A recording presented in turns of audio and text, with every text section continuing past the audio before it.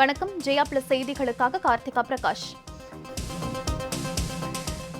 விரிவான செய்திகளை பார்ப்பதற்கு முன்னதாக தலைப்புச் செய்திகளை பார்க்கலாம்.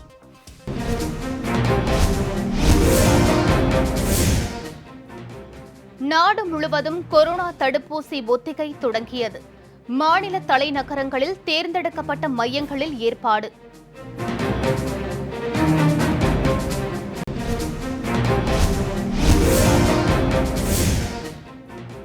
தமிழகத்தில் கொரோனா தடுப்பூசி ஒத்திகை தொடங்கியது. 5 மாவட்டங்களில் 17 மையங்களில் நடைபெறுகிறது.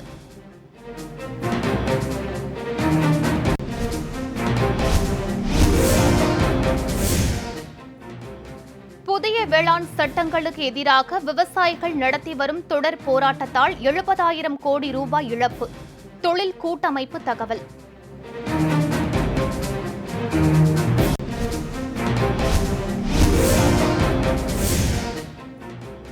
ஐநா பாதுகாப்பு கவுன்சிலில் இந்தியாவுக்கு நிரந்தர உறுப்பினர் இடம் வழங்க வேண்டும். பிரான்ஸ் வலியுறுத்தல்.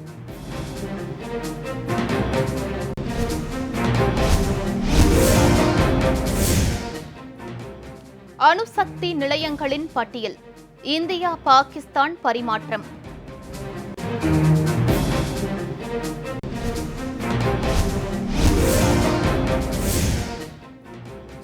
ஆங்கில புத்தாண்டு தினத்தன்று மட்டும் உலகம் முழுவதும் சுமார் 3,70,000 குழந்தைகள் பிறப்பு.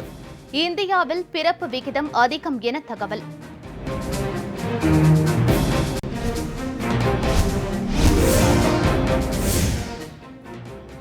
தொழிலதிபர் முகேஷ் அம்பானிக்கு செபி அமைப்பு 15 கோடி ரூபாய் அபராதம்.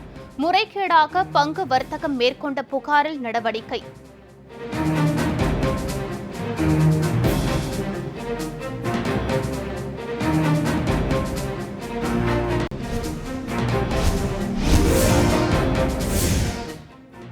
பதினேழு நாட்களுக்கு பின் கடலுக்கு சென்ற ராமேஸ்வரம் மீனவர்கள். இலங்கை கடல் பகுதிக்குள் செல்லக்கூடாது, தடை செய்யப்பட்ட வலைகளை பயன்படுத்தக்கூடாது என மீனவர் சங்க கூட்டத்தில் தீர்மானம்.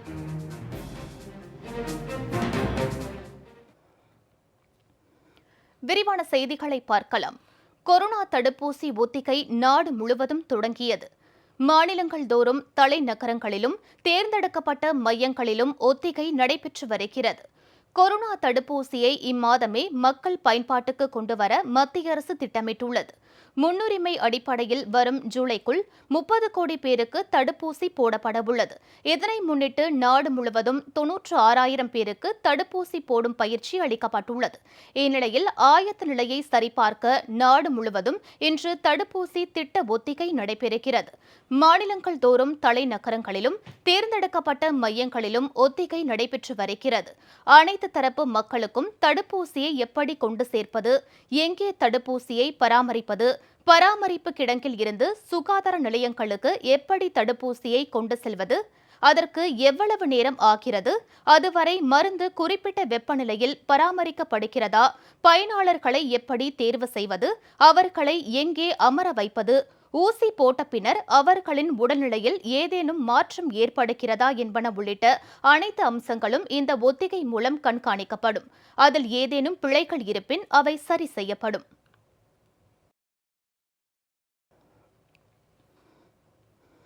ஆக்ஸ்போர்ட் பல்கலைக்கழகம் தயாரித்துள்ள கோவிஷீல்டு தடுப்பூசியை இந்தியாவில் அவசர கால பயன்பாட்டுக்கு பயன்படுத்த மருத்துவ நிபுணர்கள் குழு இந்திய மருந்து கட்டுப்பாட்டு அமைப்புக்கு பரிந்துரை செய்துள்ளது. இந்தியாவில் பாரத் பயோடெக் நிறுவனம் கோவாக்சின் என்ற தடுப்பூசியையும் ஆக்ஸ்போர்ட் பல்கலைக்கழகம் ஆஸ்ட்ராசெனெகா இணைந்து கண்டுபிடித்துள்ள தடுப்பூசியை கோவிஷீல்டு என்ற பெயரில் சீரம் இந்தியா நிறுவனம் தயாரித்துள்ளன.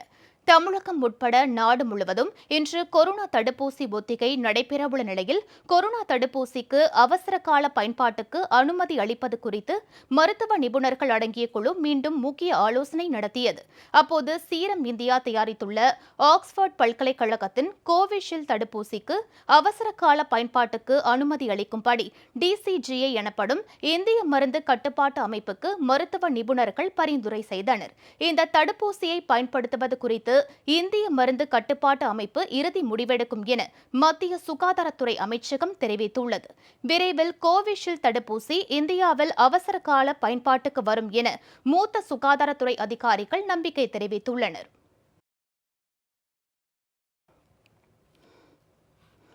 மத்திய அரசுடன் வரும் 4ஆம் தேதி 7ஆம் கட்ட பேச்சுவார்த்தை நடைபெறவுள்ளதாகவும் இதில் உடன்பாடு எட்டப்படவில்லை எனில் மால்கள் மற்றும் பெட்ரோல் பங்குகள் முற்றுகையிடப்படும் எனவும் விவசாயிகள் எச்சரிக்கை விடுத்துள்ளனர். புதிய வேளாண் சட்டங்களை திரும்பப் பெறக் கோரி தலைநகர் டெல்லியில் விவசாயிகள் நடத்தி வரும் போராட்டம் 38வது நாளாக தொடர்கிறது. சிங்கு எல்லைப் பகுதியில் உள்ள போராட்ட களத்தில் செய்தியாளர்களை சந்தித்த விவசாயிகள் வரும் 4ஆம் தேதி மத்திய அரசுடன் 7ஆம் கட்ட பேச்சுவார்த்தை நடைபெறவுள்ளதாக தெரிவித்தனர். தங்களது 50% கோரிக்கைகளை ஏற்க மத்திய அரசு சம்மதித்து விட்டதாக பொய்யான தகவல்கள் பரவி வருவதாகவும் 5% கோரிக்கைகளை மட்டுமே மத்திய அரசு ஏற்றுள்ளதாகவும் விவசாயிகள் தெரிவித்துள்ளனர். விவசாயிகளை எளிதாக எடுத்துக் கொண்டுள்ள மத்திய அரசு ஷாகின்பாக் போராட்டத்தை போன்று தங்களது போராட்டத்தையும் கலைத்து விடலாம் என எண்ணுவதாகவும் ஆனால் அந்த எண்ணம் நிறைவேறாது எனவும் விவசாயிகள் எச்சரிக்கை விடுத்துள்ளனர். வரும் 4ஆம் தேதி நடைபெறவுள்ள பேச்சுவார்த்தையில் உடன்பாடு எட்டப்படவில்லை என்றால் ஹரியானாவில் உள்ள அனைத்து மால்கள் மற்றும் பெட்ரோல் பங்குகள் மூடப்படும் எனவும் விவசாயிகள் எச்சரிக்கை விடுத்துள்ளனர்.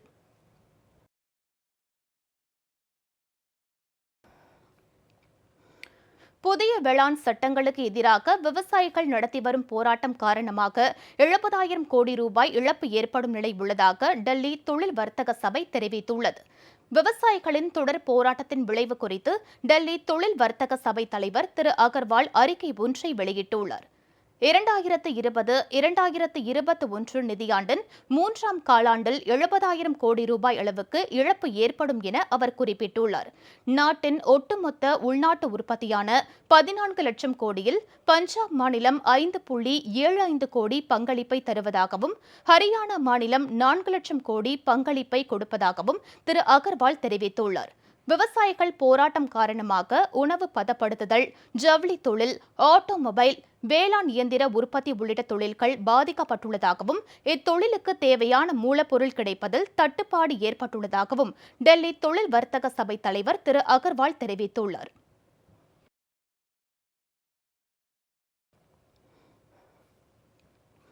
ஐநா பாதுகாப்பு கவுன்சிலில் இந்தியாவுக்கு நிரந்தர உறுப்பினர் இடம் வழங்க பிரான்ஸ் வலியுறுத்தியுள்ளது.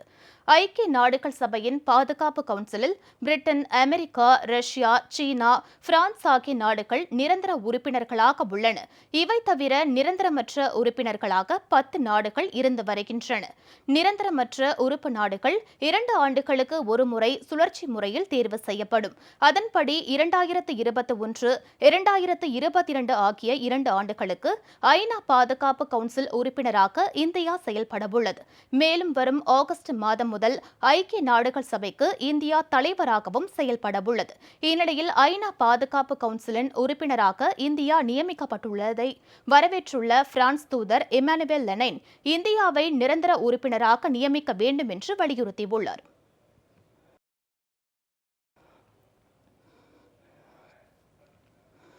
இந்தியாவும் பாகிஸ்தானும் தங்கள் நாடுகளில் உள்ள அணுசக்தி நிலையங்கள் குறித்த தகவல்களை பரிமாறிக்கொண்டன. ஒரு நாடு மற்றொரு நாட்டில் அமைந்துள்ள அணுசக்தி நிலையங்களை தாக்கக்கூடாது என்பதை உறுதிப்படுத்த இந்தியா, பாகிஸ்தான் இடையே கடந்த 1988ஆம் ஆண்டு டிசம்பர் 31ஆம் தேதி ஒப்பந்தம் கையெழுத்தானது. அதன்படி அணுசக்தி நிலையங்கள் தொடர்பான தகவல்களை இரு நாடுகளும் ஆண்டுதோறும் ஜனவரி 1ஆம் தேதி பரிமாறிக்கொண்டு வருகின்றன. அந்த வகையில் இந்தியாவும் பாகிஸ்தானும் தங்கள் நாடுகளில் உள்ள அணுசக்தி நிலையங்கள் குறித்த தகவல்களை பரிமாறிக்கொண்டன. டெல்லியில் உள்ள பாகிஸ்தான் தூதரக அதிகாரியிடம் மத்திய வெளியுறவுத்துறை அமைச்சகமும், இஸ்லாமாபாத்தில் உள்ள இந்திய தூதரக அதிகாரியிடம் பாகிஸ்தான் வெளியுறவுத்துறை அமைச்சகமும் இந்த பட்டியலை ஒப்படைத்தன.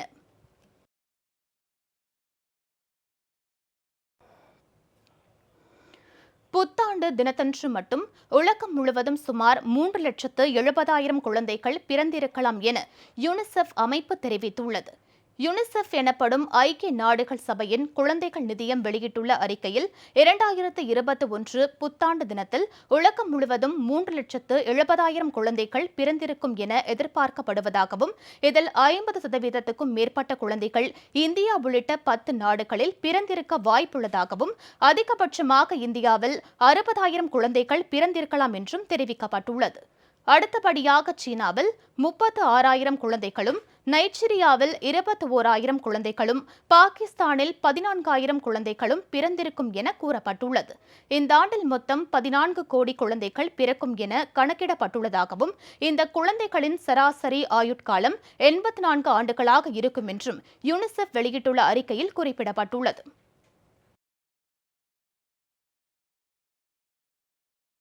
நீலகிரி மாவட்டம் குன்னூரில் வானவில் வண்ணங்களில் பலவித நறுமண மற்றும் சுவைகளில் தேயிலை தூள் தயாரிக்கப்பட்டு விற்பனைக்கு அறிமுகப்படுத்தப்பட்டுள்ளது. கிலோ 2,500 ரூபாய் முதல் 25,000 ரூபாய் வரை விற்கப்படும் புதுமையான தேயிலை தூளை சுற்றுலா பயணிகள் ஆர்வத்துடன் வாங்கி செல்கின்றனர். குன்னூர் சேலாஸ் அருகே செயல்படும் தனியார் தேயிலை தொழிற்சாலையில் வானவில் வண்ணங்களில் தேயிலை தூள் தயாரிக்கப்படுகிறது. வானவிலில் காணப்படும் 7 வண்ணங்களில் பல்வேறு நறுமணங்களில் தேயிலை தூள் தயாரிக்கப்பட்டு விற்பனைக்கு அறிமுகப்படுத்தப்பட்டுள்ளது. Green tea, white tea, blue tea, purple tea, மஞ்சள் டீ, ரெட் டீ உள்ளிட்ட சுவைகளில் தயாரிக்கப்படும் இந்த புதுவகையான வண்ண தேயிலை தூள் அஸ்வகந்தா, ஊலாங், காடா, காசா, செவன்த் ஹெவன் என்ற பெயர்களில் ஏற்றுமதி செய்யப்படுகின்றன. புதுமையான இந்த தேயிலை தூள் 1 கிலோ 2,500 ரூபாய் முதல் 25,000 ரூபாய் வரை விற்கப்படுகிறது. வாடிக்கையாளர்களின் வசதிக்காக 1 கிராம் பாக்கெட்டுகளாகவும் இந்த தேயிலை தூள் விற்கப்படுவதால் சுற்றுலா பயணிகளும் பொதுமக்களும் அதிக அளவில் வாங்கி செல்கின்றனர். மார்க்கெட்டில் கிடைக்காத வகையில் ஒரு டீயை பண்ணலாம் அப்படின்னு பார்த்து நாங்கள் ஸ்பெஷாலிட்டி டீ தயார் பண்ணோம். ஏன்னா இப்போ COVID-19 ஒரு டிஃப்ரெண்ட் சினாரியோவில் நல்லா பண்ணலான்னு சொல்லி ஹெல்த் பெனிஃபிட்க்கு தகுந்த மாதிரி காடா டீ, திரிப்ளா டீ, அஸ்வகந்தா டீ இந்த மாதிரி வெரைட்டி பண்ணி மார்க்கெட்டில் விட்டுருக்கோம். வானவில் டைப்பில் டீ பண்ணோம், எல்லாம் பார்க்குறதுக்கு ஒரு டிஃப்ரெண்ட்டாக இருக்கணும்னு சொல்லி வானவில் கலர்லேயே டீ பண்ணியிருக்கோம். ப்ளூ டீயில் ஆரம்பித்து blue, white, green, yellow, orange, red இந்த மாதிரி 7 கலரில் டீ பண்ணி கொடுத்துருக்கோம். அது 7 விதமான டேஸ்ட்டில் இருக்கும். நல்ல வரவேற்பு கிடைச்சிருக்கு. தமிழகத்தில் கொரோனா தடுப்பூசி ஒத்திகை தொடங்கியது. 5 மாவட்டங்களில் 17 மையங்களில் ஒத்திகை நடைபெறுகிறது. இந்தியாவில் மத்திய மருந்துகள் தர கட்டுப்பாட்டு அமைப்பு ஆக்ஸ்போர்ட் ஆஸ்ட்ராஜெனெகாவின் கோவிஷீல்டு தடுப்பூசிக்கு ஒப்புதல் அளிக்க பரிந்துரை செய்துள்ளது. பாரத் பயோடெக் நிறுவனத்தின் கோவாக்சினுக்கு கூடுதல் தகவல்களை நிபுணர் குழு கேட்டுள்ளது. இந்த சூழலில் நாடு முழுவதும் இன்று தடுப்பூசி ஒத்திகை தொடங்கப்பட்டுள்ளது. தமிழகத்தில் சென்னை, திருவள்ளூர், கோவை, நெல்லை, நீலகிரி மாவட்டங்களில் 17 மையங்களில் தடுப்பூசி ஒத்திகை நடைபெற்று வருகிறது. சென்னை ராஜீவ்காந்தி அரசு மருத்துவமனையில் ஒத்திகை பணிகளை சுகாதாரத்துறை செயலாளர் டாக்டர் ராதாகிருஷ்ணன் தொடங்கி வைத்தார். நெல்லை மாவட்டத்திலும் தடுப்பூசி ஒத்திகை தொடங்கி நடைபெற்று வருகிறது. அம்மாவட்டத்தை பொறுத்தவரை 3 இடங்களில் தடுப்பூசி ஒத்திகைக்கு ஏற்பாடு செய்யப்பட்டுள்ளது. இன்று ஒரே நாளில் ஒத்திகை முடிக்கப்படுகிறது. ஒவ்வொரு மையத்திலும் 25 பேருக்கு ஒத்திகை நடைபெறுகிறது.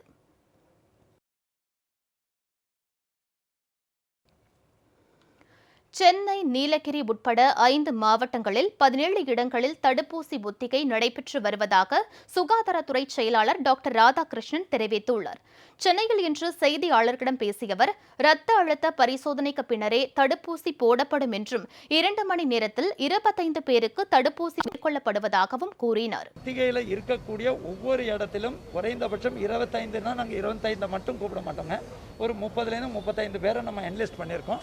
அவங்க 25லேருந்து 30 பேர் இன்ட்டு 17 இவங்க பார்ட்டிசிபென்ட்ஸ். அது இல்லாமல் ஒரு சென்டருக்கு 5 பேர். இந்த எலெக்ஷனில் பூத் ஆஃபீஸர் இருப்பாங்க இல்லையா, வேக்சினேட்டர் 1, 2, 3, 4, 5 அப்படின்னு அந்த 5 பேர். அதை மேற்பார்வையிடற்கு மருத்துவர்கள். அது இல்லாமல் நம்ம டிபிஹெச் தலைமையில், மாநகராட்சியில் ஜேசி ஹெல்த் தலைமையில் ஒரு குழு. மற்ற இடங்களுக்கு அந்தந்த மாவட்ட ஆட்சியர் கமிட்டி தலைவராக இருக்காங்க. மாநில அளவில் இயக்குனர் பொது சுகாதாரம் அவர் தலைமையில் சுமார் நம்ம ஒட்டுமொத்தமாக நீங்கள் பார்த்தீங்கன்னா இன்றைக்கி 2000 பணியாளர்கள் இந்த பணியில் அனைத்து இடங்களையும் ஈடுபட்டிருக்காங்க. முறைகேடாக பங்கு வர்த்தகம் மேற்கொண்டதாக ரிலையன்ஸ் நிறுவன தலைவர் முகேஷ் அம்பானிக்கு செபி அமைப்பு 15 கோடி ரூபாய் அபராதம் விதித்துள்ளது. செபி எனப்படும் இந்திய பங்குச்சந்தைகள் ஒழுங்குமுறை வாரியம் பங்கு வர்த்தகத்தில் நடைபெறும் மோசடிகளை கண்காணித்து நடவடிக்கை எடுத்து வருகிறது. அதன்படி கடந்த 2007ஆம் ஆண்டு ரிலையன்ஸ் இண்டஸ்ட்ரீஸ் நிறுவனம் ரிலையன்ஸ் பெட்ரோலியம் நிறுவனத்தின் 4.1% பங்குகளை பங்கு வர்த்தகத்தை பாதிக்கும் வகையில் அது வீழ்ச்சியடைந்த நேரத்தில் வாங்கி விற்பனை செய்திருந்தது செபி விசாரணையில் கண்டறியப்பட்டது.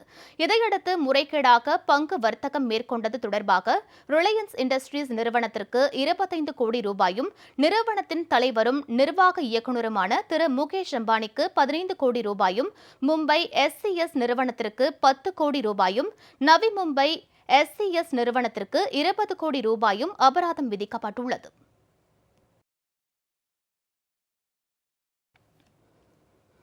இலங்கை கடற்படையை கண்டித்து நடத்தி வந்த வேலைநிறுத்த போராட்டத்தை வாபஸ் பெற்ற ராமேஸ்வரம் மீனவர்கள் 17 நாட்களுக்கு பின்னர் இன்று மீன்பிடிக்க கடலுக்கு சென்றனர். ராமேஸ்வரம், தூத்துக்குடி, புதுக்கோட்டை பகுதியில் இருந்து கடலுக்கு மீன்பிடிக்க சென்ற மீனவர்கள் எல்லை தாண்டி வந்ததாக கூறி இலங்கை கடற்படையினர் கடந்த மாதம் 40 மீனவர்களையும் அவர்களுடைய 6 படகுகளையும் சிறைப்பிடித்தனர். இதனை கண்டித்தும் பிடிக்கப்பட்ட படகுகள் மீனவர்களை மீட்டுத்தர கோரியும் ராமேஸ்வரம் மீனவர்கள் கடந்த 17 தினங்களாக வேலைநிறுத்தம் மேற்கொண்டு வந்தனர். இந்நிலையில் வரவுள்ள தை திருநாளை அனைவரும் கொண்டாட வேண்டும் என்ற நோக்கத்தில் தொடர் வேலை நிறுத்தத்தை கைவிடுவது என மீனவர்கள் கூட்டத்தில் முடிவு செய்யப்பட்டது.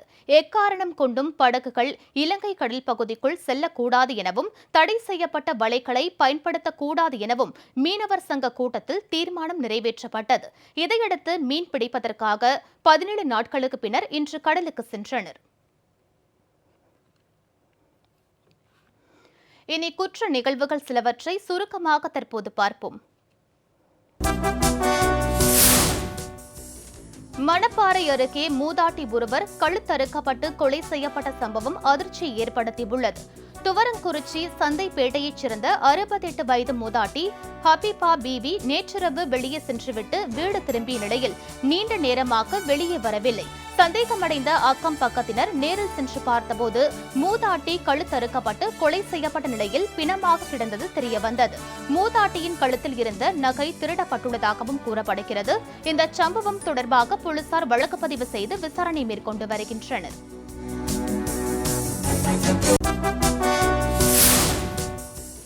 கன்னியாகுமரி மாவட்டம் தக்கலை அருகே அறநிலையத்துறை கட்டுப்பாட்டில் உள்ள கோவிலில் கொள்ளை சம்பவம் அரங்கேறியதால் பக்தர்கள் அதிர்ச்சி அடைந்துள்ளனர். கட்டிமாங்கோட்டில் அருள்மிகு மகாதேவர் ஆலயம் அமைந்துள்ளது. அறநிலையத்துறை கட்டுப்பாட்டில் உள்ள இந்த கோவிலில் பூட்டை உடைத்து உள்ளே புகுந்த மர்ம நபர்கள் ஏராளமான வெண்கல பொருட்களை கொள்ளையடித்து சென்றுள்ளனர். இதுகுறித்த புகாரின் பேரில் போலீசார் தீவிர விசாரணை மேற்கொண்டு வருகின்றனர்.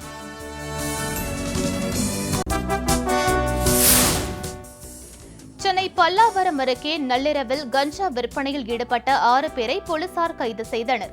அனகாபுத்தூர் நகராட்சி பின்புறம் பூங்கா அருகே கஞ்சா விற்கப்படுவதாக போலீசாருக்கு ரகசிய தகவல் கிடைத்தது. இதையடுத்து நேரில் சென்ற தனிப்படை போலீசார் கஞ்சா விற்பனையில் ஈடுபட்டிருந்த சிக்கிம் ரவி, விஜய், சிவகுமார், சரவணன், மன்சூர் அலி, சோபி சங்கர் ஆகிய 6 பேரை சுற்றி வளைத்து கைது செய்ததுடன் அவர்களிடம் இருந்து 2 கிலோ கஞ்சாவை பறிமுதல் செய்தனர்.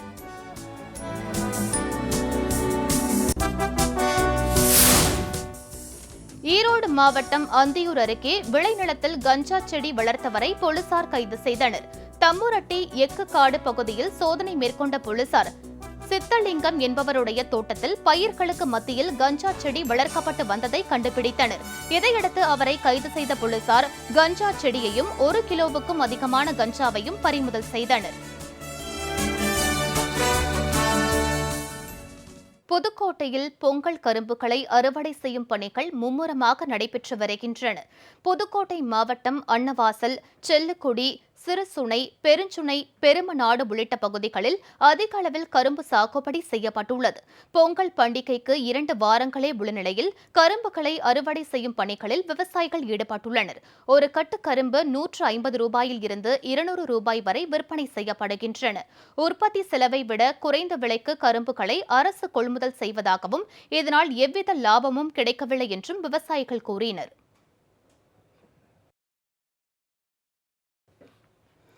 முக்கொம்பு சுற்றுலா மையம் நாளை வரை மூடப்படுவதால் சுற்றுலா பயணிகள் வர வேண்டாம் என திருச்சி மாவட்ட நிர்வாகம் கேட்டுக் கொண்டுள்ளது.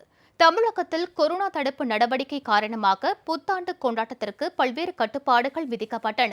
அதன்படி திருச்சி மாவட்டத்தில் நேற்று கட்டுப்பாடுகளுடன் பொதுமக்கள் புத்தாண்டை கொண்டாடி மகிழ்ந்தனர். நாளை வரை தொடர் விடுமுறை என்பதால் பொதுமக்கள் அதிகளவில் கூடுவதை தவிர்க்க முக்கொம்பு சுற்றுலா மையம் நேற்று மூடப்பட்டது. நாளை மாலை வரை முக்கொம்பு சுற்றுலா மையத்திற்கு யாரும் வர வேண்டாம் என அறிவுறுத்தியுள்ள மாவட்ட நிர்வாகம் திங்கட்கிழமை முதல் முக்கொம்பு சுற்றுலா மையம் வழக்கம் போல் திறந்திருக்கும் என அறிவிப்பு வெளியிட்டுள்ளது.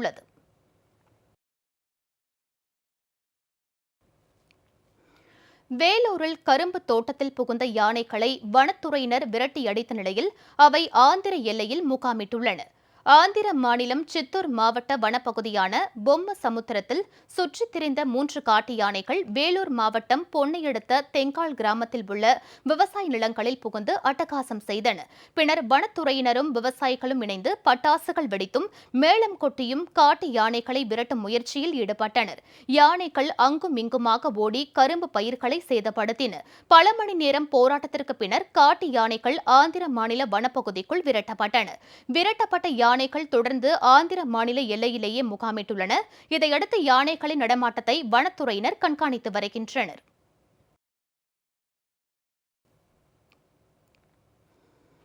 இரண்டாயிரத்து 20ஆம் ஆண்டுக்கான தாதா சாஹேப் பால்கே விருது நடிகர்கள் அஜித்குமார், தனுஷ் மற்றும் நடிகை ஜோதிகா உள்ளிட்டோருக்கு வழங்கப்படுகிறது. சிறந்த திரைப்படங்கள், திரைப்பட கலைஞர்கள் ஆகியோருக்கு தாதா சாஹேப் பால்கே விருதுகள் வழங்கப்படுகின்றன. 2020ஆம் ஆண்டுக்கான விருதுகள் அறிவிக்கப்பட்டுள்ளன. சிறந்த திரைப்படமாக செழியன் இயக்கிய டூலேட் தேர்வு செய்யப்பட்டுள்ளது. அசுரன் படத்தில் நடித்த தனுஷ் சிறந்த நடிகராகவும், ராட்சசி படத்தில் நடித்த ஜோதிகா சிறந்த நடிகையாகவும் தேர்வு செய்யப்பட்டுள்ளனர். பன்முகத்தன்மை வாய்ந்த நடிப்பாற்றலுக்கான விருது நடிகர் அஜித்குமாருக்கு அறிவிக்கப்பட்டுள்ளது. ஒத்த சிறப்பு படத்தை இயக்கிய பார்த்திபன் சிறந்த இயக்குநராகவும், சிறந்த இசை அமைப்பாளராக அனிருத்தும் தேர்வு செய்யப்பட்டுள்ளனர்.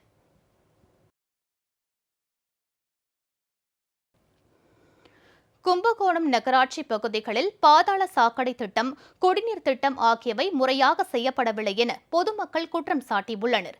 கும்பகோணம் நகராட்சியில் மத்திய அரசின் அம்ருத் திட்டத்தின் கீழ் பாதாள சாக்கடை மற்றும் குடிநீர் திட்டத்துக்காக 115 கோடி ரூபாய் நிதி ஒதுக்கீடு செய்யப்பட்டு பணிகள் நடைபெறுகின்றன.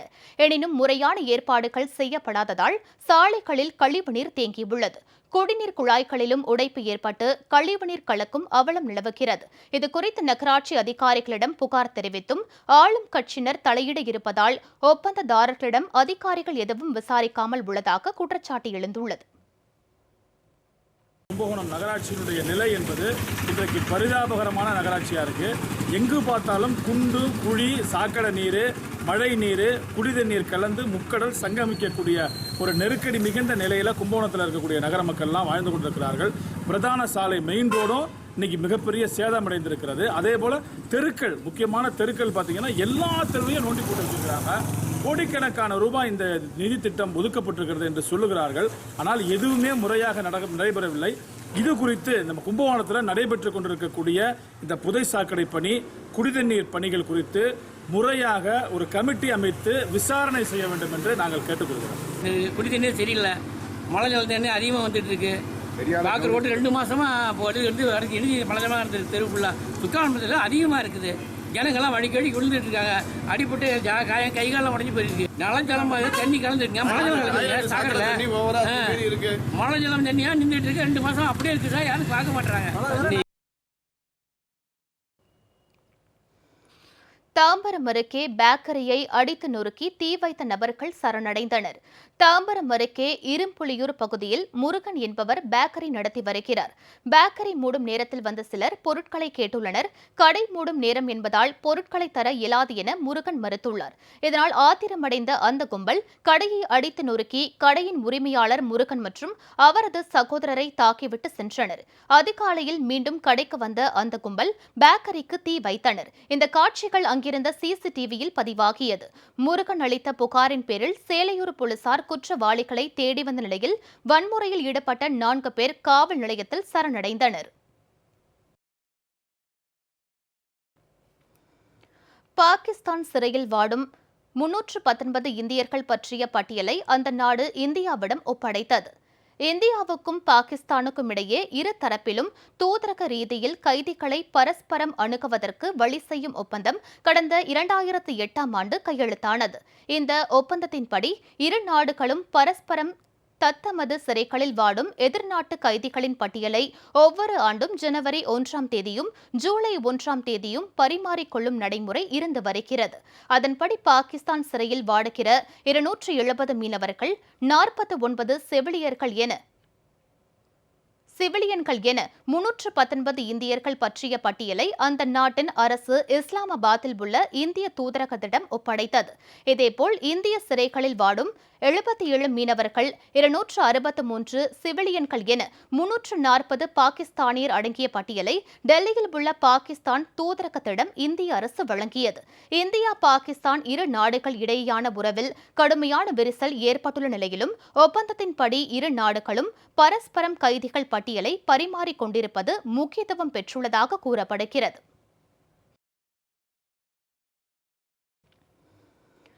கடும் முதுகுவலி காரணமாக புத்தாண்டு பிரார்த்தனையில் போப் ஆண்டவர் பிரான்சிஸ் பங்கேற்க முடியாமல் போனதால் வேட்டிகனில் உள்ள பீட்டர் சதுக்கத்திற்கு பிரார்த்தனையில் பங்கேற்க வந்தவர்கள் ஏமாற்றமடைந்தனர். ஆண்டுதோறும் வேட்டிகன் நகரில் உள்ள புனித பீட்டர் பேராலயத்தில் நடைபெறும் புத்தாண்டு சிறப்பு பிரார்த்தனையில் போப் ஆண்டவர் பிரான்சிஸ் கலந்து கொள்வார். அவரிடம் ஆசி பெறுவதற்காக லட்சக்கணக்கான மக்கள் அங்கு திரள்வது வழக்கம். இந்நிலையில் 2020ஆம் ஆண்டு நிறைவு பிரார்த்தனையில் போப் ஆண்டவர் பிரான்சிஸ் கலந்து கொள்ளவில்லை. இதேபோல் அன்று நள்ளிரவு நடைபெற்ற புத்தாண்டு சிறப்பு பிரார்த்தனையிலும் அவர் பங்கேற்கவில்லை. இது பிரார்த்தனையில் பங்கேற்ற மக்களுக்கு பெரிதும் ஏமாற்றத்தையும் கவலையையும் அளித்துள்ளது. இதனிடையே காணொலி மூலமாக புத்தாண்டு ஆசிர் வழங்கி உரை நிகழ்த்திய போப் பிரான்சிஸ் ஏமனில் அதிகரித்துள்ள வன்முறை மிகுந்த மனவேதனையையும் கவலையையும் அளிப்பதாக கூறினார். அங்கு பாதிக்கப்பட்டுள்ள மக்களிடையே அமைதி நிலவ பிரார்த்திப்பதாக போப் கூறினார்.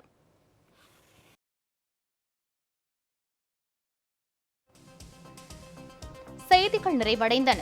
அடுத்தடுத்த நிகழ்வுகளுக்கு தொடர்ந்து பாருங்கள் ஜெயா பிளஸ் தொலைக்காட்சி.